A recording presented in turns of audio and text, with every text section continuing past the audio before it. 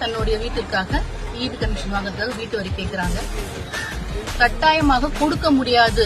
தனிநபருடைய தாக்குதல் என்றால் அவர் கிடைக்க வேண்டிய நியாயமான கோரிக்கையினை ஏற்க முடியாது என்று ஊராட்சி தலைவராக செயல்பட்டுக் கொண்டிருக்கிற KP ரமேஷ் அவர்கள் தன் காலில் வந்து விழுந்தால் மட்டுமே உனக்கு வீட்டு ரசீது கொடுக்க முடியும் என்பதை தெல்ல தெளிவாக இதற்காகவும் கையூட்டும் வாங்கியிருக்காங்க. அதற்கான சரியான ஆதாரங்கள் பாரதிய ஜனதா கட்சி எங்ககிட்ட இருக்கு.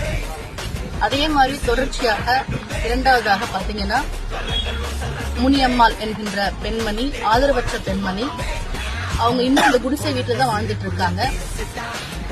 இந்த ரெண்டு விஷயமா பார்க்கணும்னா, ஒன்னு தமிழக அரசாங்கம் கொடுக்கின்ற கலைஞர் கனவு திட்டத்தின் மூலமாகவும் அந்த வீடு அவங்களுக்கு வந்து சேரல.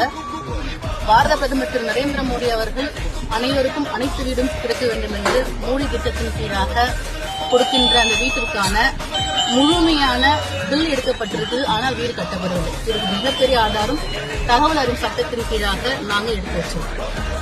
இதே மாதிரி தொடர்ச்சியாக முறைகேடுகள் பணிகளே நடக்காமல், அதே மாதிரி பாத்தீங்கன்னா கிட்டத்தட்ட 17 லட்சத்திற்காக 311 வீடுகளுக்கு ஜல்ஜீவன் திட்டத்தின் மூலமாக குடிநீர் இணைப்பு கொடுக்கப்பட்டு கணக்கினை காட்டி, போலி கணக்கினை காட்டி கையாடல் நடந்திருக்கு.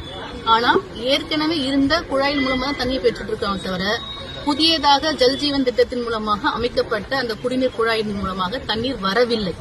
எதுக்கும் பில் எடுத்திருக்காங்க.